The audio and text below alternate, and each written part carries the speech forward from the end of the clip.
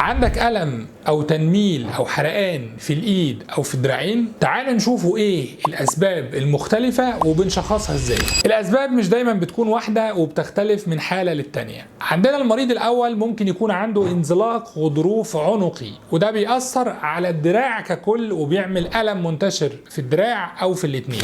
المريض التاني ممكن يكون عنده مشكلة في العصب الكوعي، وده بيعمل تنميل في بعض الأصابع في الإيد. المريض الثالث ممكن يكون عنده متلازمة النفق الرزغي، وده العصب الأوسط بيكون مضغوط تحت أنسجة الإيد. المريض الأخير ممكن يكون عنده التهابات في الأعصاب الطرفية.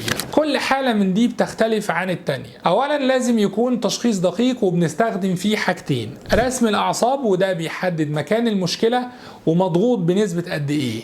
الحاجة التانية الرنين المغناطيسي أو MRI، ده بحدد هل إذا كان موجود فيه غضروف عنقي ولا لا وحجمه قد إيه. بعد ما بنشخص الحالة بنحدد استراتيجية العلاج المناسبة لكل حالة. التشخيص الصح بيساعدنا إن احنا نحدد نوع المشكلة ونقرر العلاج المناسب. أنا الدكتور عبدو حمدي، والتشخيص الصح يضمن حياتك.